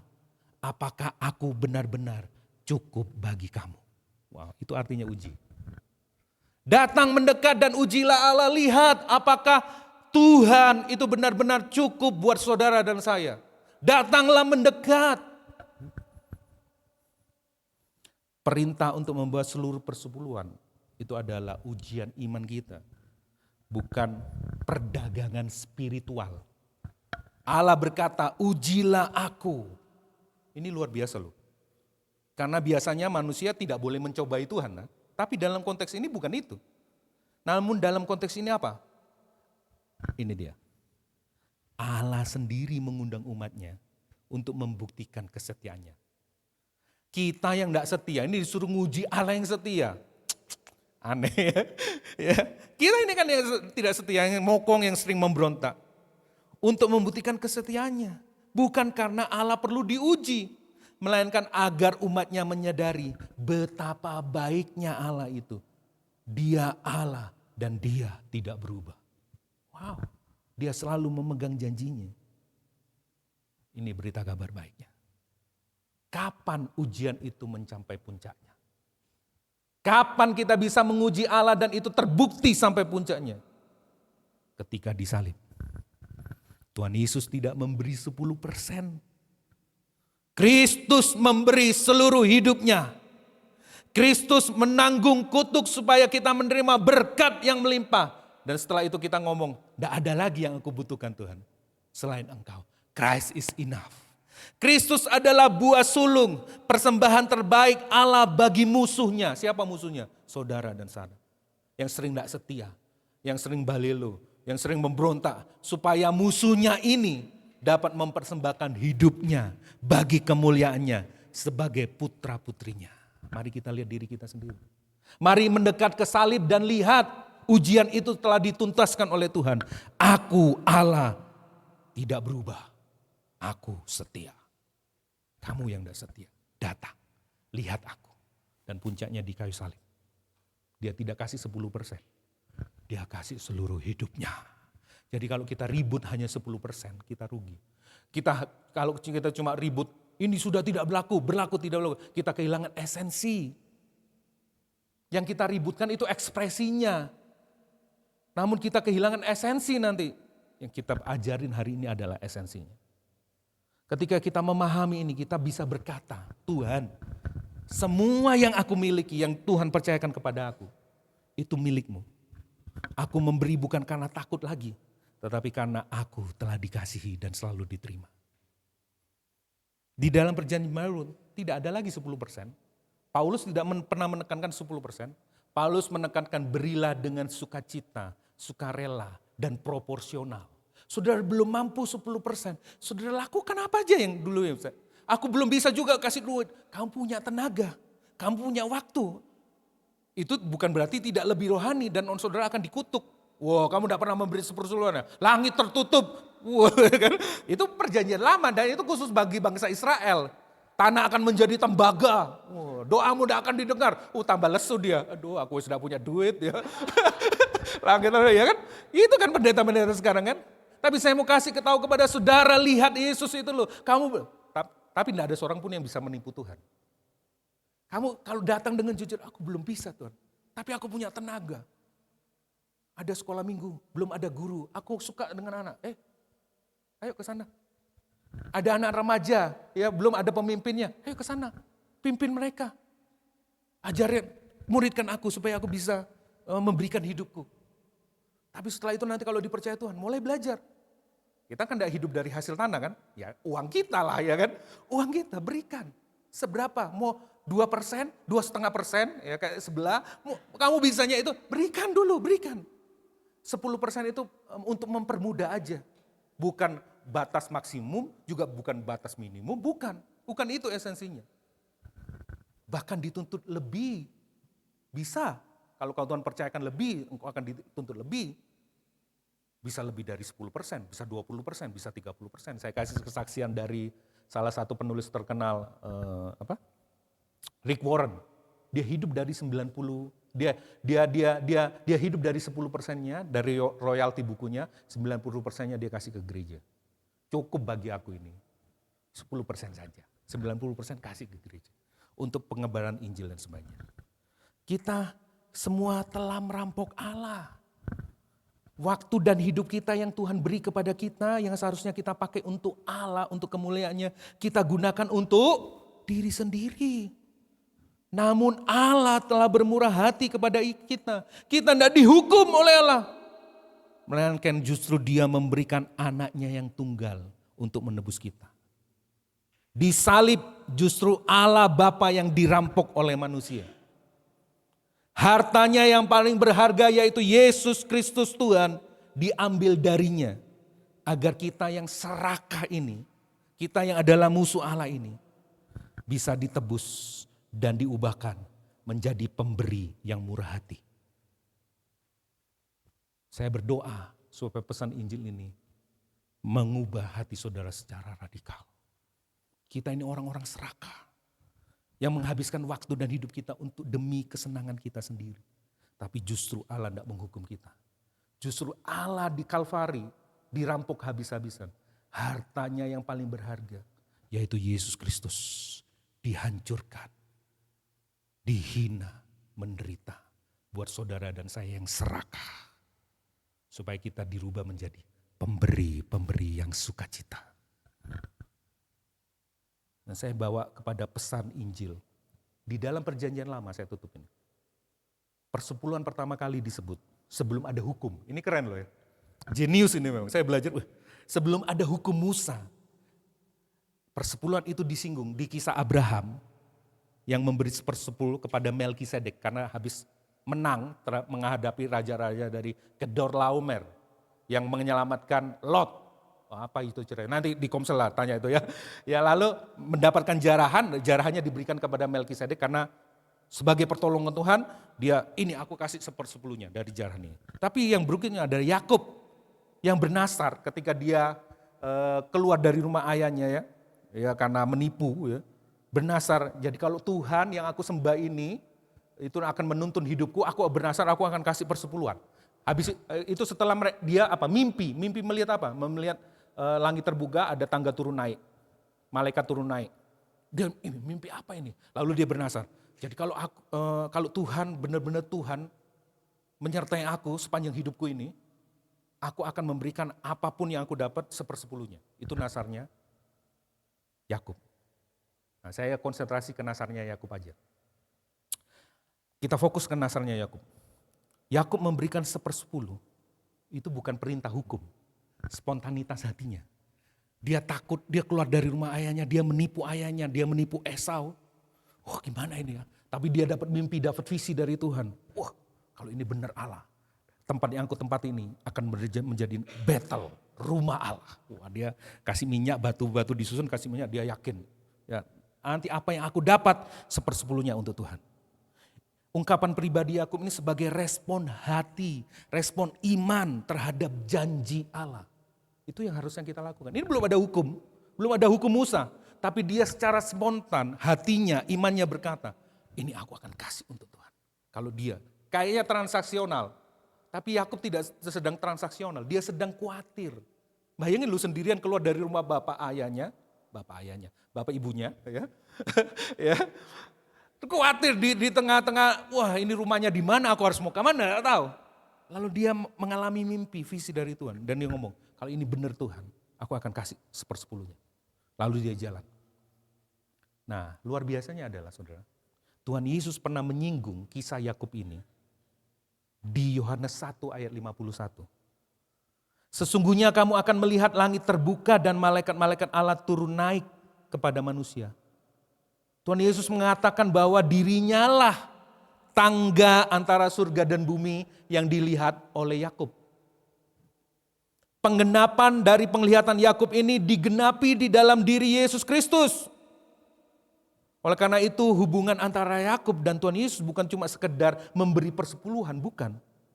Melainkan penggenapan janji Allah di dalam Kristus. Yang membuka persekutuan sejati antara Allah dengan manusia.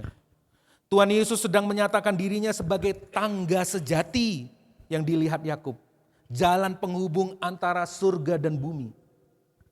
Yakub melihat itu adalah tangga sebagai visinya Allah, tapi dia tidak ngerti.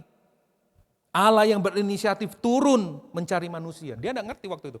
Dia cuma yakin, oh ini kalau benar Tuhan, aku akan kasih persepuluhan. Tapi di dalam diri Yesus Kristus, hal itu menjadi kenyataan. Apa kenyataan? Janji itu digenapi. Allah benar-benar turun menjadi daging di dalam Yesus Kristus. Ini keren loh saudara. Kristus adalah Betel sejati, rumah Allah sejati, rumah Allah yang hidup. Kristus adalah tangga rohani di mana surga dan bumi bersatu. Di dalam Kristus, janji yang dilihat Yakub lewat mimpi itu menjadi kenyataan. Penyertaan Allah, berkat bagi bangsa-bangsa, akses kepada hadiratnya itu digenapi di dalam Yesus Kristus. Jadi apa kesimpulannya? Dengan demikian, nasar Yakub tentang 1/10 yang merupakan respon awal iman dan hatinya, itu digenapi di dalam Yesus Kristus. Lalu apa hubungannya? Kristuslah inti dari janji yang dijanjikan Allah lewat mimpi itu. Kita tidak lagi memberi persepuluhan untuk Betel secara fisik. Melainkan memberi karena Kristus telah menghubungkan bumi dan surga melalui dirinya. Bukan cuma sekedar itu, Allah beserta kita, Immanuel di dalam diri kita. Inilah yang menjadi dasar untuk kita bersukacita di dalam mengembalikan persepuluhan.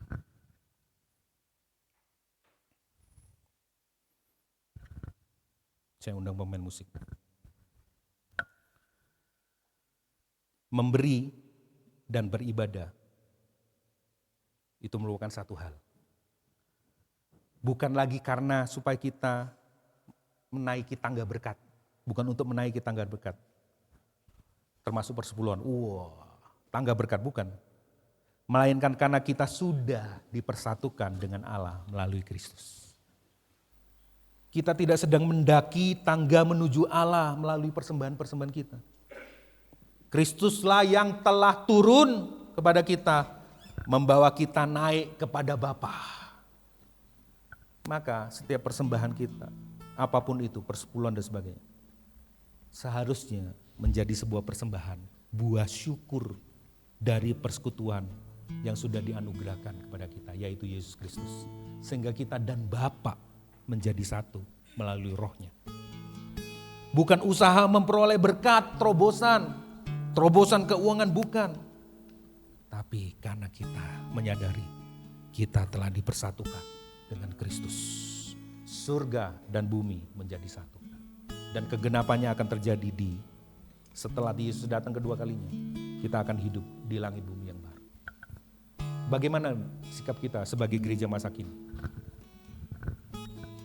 Anda pengelola keuangan saudara. Saudara bisa atur. Saudara bisa berikan dengan sukacita, sukarela. Plus ini, proporsional. Tidak ada yang menuntut saudara memberikan 10%. Itu untuk Israel. Tapi itu bisa jadi patokan untuk saudara belajar. Kalau saudara belum mampu, berikan. Apa yang bisa saudara berikan? Saudara punya uang, saudara punya tenaga, saudara punya talenta. Jangan pakai hidupmu, waktumu untuk dirimu sendiri. Pakai untuk Allah, untuk memuliakan Dia. Karena Dia adalah Betel yang sejati. Bukan rumah, gereja bukan rumahnya. Dia adalah bait suci yang sejati. Siapa? Yesus Kristus. Support Kristus, sang kepala gereja, kita adalah tubuhnya. Support tubuh Kristus di mana saudara dipercayakan. Membutuhkan uang pasti. Membutuhkan dana pasti. Membutuhkan tenaga. Berikan itu. Operasional, kalau kita cuma muter operasional, tidak cukup. Cuma gedung ini, ada banyak. Belum mikirin penginjilan, belum mikirin misi, belum mikirin pembinaan dan sebagainya. Banyak. Dan itu membutuhkan saudara dan saya sebagai tubuh Kristus. Kita lagi tidak terikat oleh hukum Taurat kemarin, karena memang khusus untuk Israel. Tetapi Dia telah menggenapi semuanya itu. Dia Israel sejati, yaitu Yesus Kristus yang dilihat oleh nenek moyang Israel, Yakub, dan itu digenapi di dalam Yesus Kristus. Dan kita ada di dalamnya karena kita apa? Tubuhnya. Dia adalah kepala gereja. Kita tidak mungkin diam. Coba lihat, cek saudara, keuangan saudara. Belajar. Apa yang kita habiskan, itu bagaimana uang kita habiskan, itu menunjukkan siapa yang kita sembah juga. Pos-pos mana yang lebih banyak saudara berikan keuangan? jangan menahan apa yang menjadi miliknya. Dan faktanya semua miliknya Tuhan. Puji Tuhan. Mari kita berdoa. Saya tutup terakhir. Memberi persepuluhan bukan lagi tentang berapa banyak yang harus diserahkan, melainkan seberapa dalam kasihku kepada Allah yang telah lebih dahulu memberi segalanya di dalam Kristus Yesus Tuhan. Amin. Mari kita berdoa. Tuhan, kami bersyukur. Hidup kami bukan milik kami sendiri. Seperti tadi pujian yang dinaikkan. Kami bersyukur karena Engkau Tuhan tidak berubah. Tetap setia. Kamilah yang berubah. Kami melihat kanan kiri, kami melihat kemilau dunia ini, kami berubah. Kami tidak setia, kami mudah memberontak, kami mudah tidak berkomitmen. Tapi justru Engkau setia. Terbukti Engkau tidak memberikan 10%, Engkau memberikan seluruh hidupmu. Untuk menebus kami yang serakah, untuk menebus kami yang tamak ini, untuk menebus kami yang kikir ini, yang sering merasa kurang, yang tidak puas. Justru Engkau menebus kami dengan harta yang terbaik, yaitu Yesus Kristus anakmu sendiri. Biarlah ini mengubah hati kami menjadi pemberi-pemberi yang penuh sukacita, pemberi-pemberi yang murah hati, karena kami merayakan Injil-Mu. Bukan supaya kami diberkati, tetapi supaya Injil-Mu diperlebar, diperluas di kota ini, di jemaat-Mu, di tubuh-Mu di tempat ini. Engkau adalah kegenapan janji Allah yang dilihat oleh Yakub, nenek moyang Israel. Dan itu digenapi di dalam Engkau. Dan itu kami menikmatinya sekarang. Yakub tidak bisa menikmati itu, tapi kami menikmatinya. Bukankah kami harus memberi lebih dari apa yang mereka berikan? Bukan 10% lagi, tetapi lebih. Kalaupun kami belum mampu, tapi kami mau belajar Tuhan. Kami bersukacita karena itu. Biarlah jemaat di tempat ini memperoleh belas kasihan, memperoleh anugerah. Untuk kami bisa melakukannya. Terima kasih, kami bersyukur Tuhan buat hari ini. Terima kasih buat tubuh Kristus. Terima kasih buat janji-Mu. Terima kasih buat keselamatan. Terima kasih buat tangga yang telah Engkau buat antara surga dan bumi. Kami bersukacita karena itu. Terpujilah nama-Mu Tuhan. Di dalam nama Bapa, Tuhan Yesus, dan Roh Kudus kami mengucap syukur, kami berdoa. Dan pulanglah jemaat Tuhan. Terimalah berkat firman Tuhan ini. Responilah dengan hatimu, dengan imanmu. Seperti Yakub, di tengah-tengah krisis dia meresponi. Responi bukan karena hukum, bukan karena hukum lagi, karena itu telah digenapi oleh Yesus Kristus. Tetapi sebagai ucapan syukur yang penuh sukacita, penuh sukarela, engkau bisa memberinya.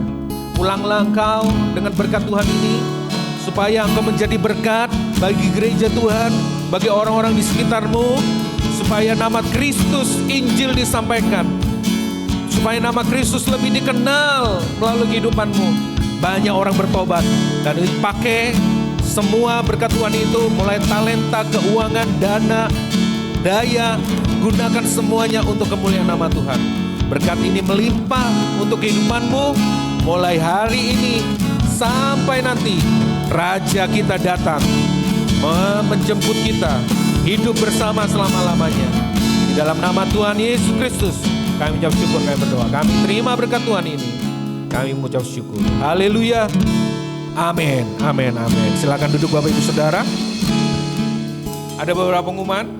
Mungkin Debita dulu. Ya. Debita dulu ya kasih pengumuman. Bapak Ibu bersabar.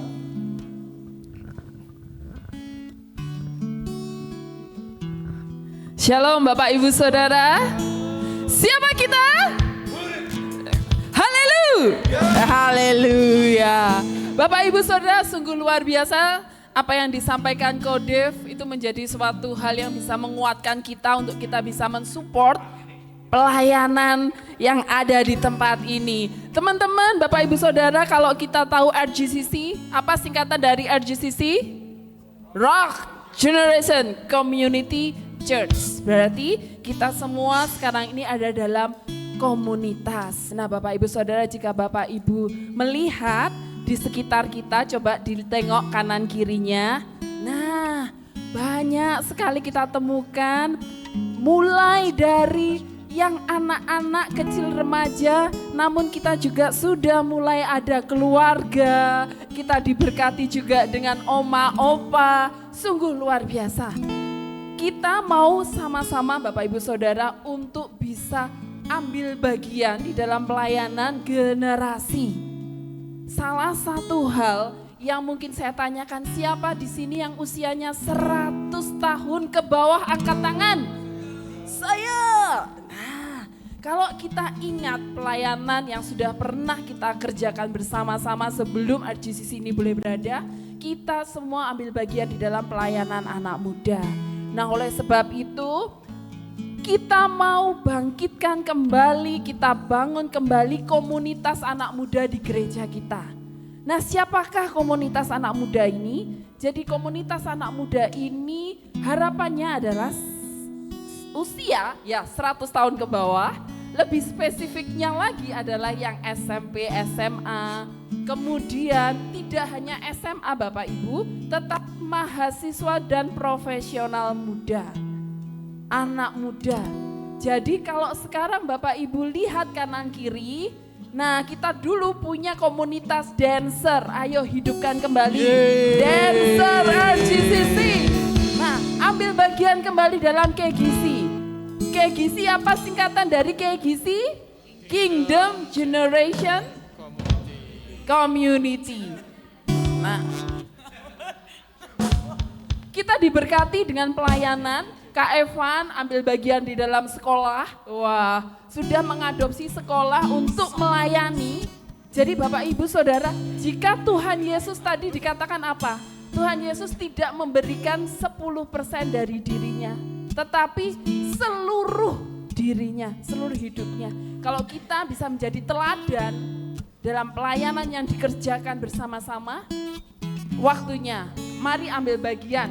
Nah, kegiatan pertama yang akan kita kerjakan yaitu pada tanggal 15 November, ini akan ada fellowship pertama untuk mengundang para generasi muda RGCC, dan tidak hanya RGCC tetapi juga komunitas-komunitas yang ada yang bisa kita jangkau. Jadi jika teman-teman di sini memiliki komunitas yang bisa bersama-sama untuk kita muridkan, ya kita berfellowship ya, kita jadi teman untuk kita memuridkan mereka.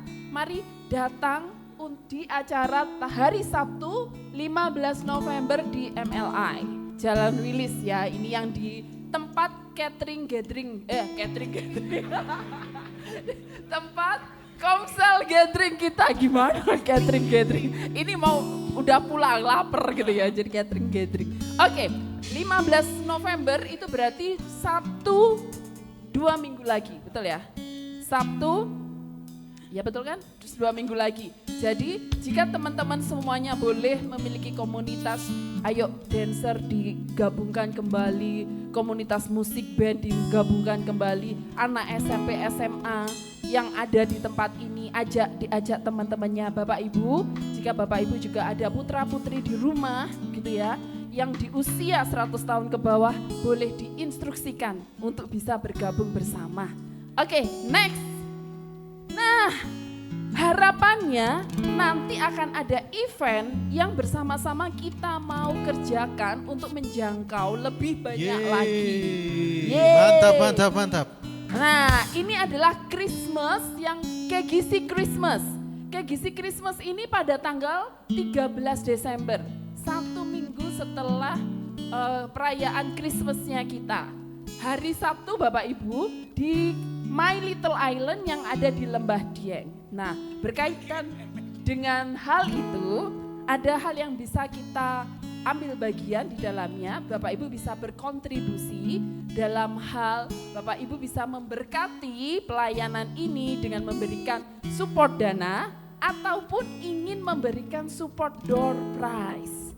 Jadi jika nanti ada barang yang memang bisa untuk diberikan, bisa kami ambil untuk bisa dijadikan door prize pada acara tanggal 13 Desember. Jadi nanti bisa menghubungi Benaya, mana Benaya? Benaya sebagai koordinator KGC kita. Dan juga bisa menghubungi IBI sebagai partner di dalam pelayanan ini. Baik, terima kasih untuk perhatiannya, Tuhan memberkati.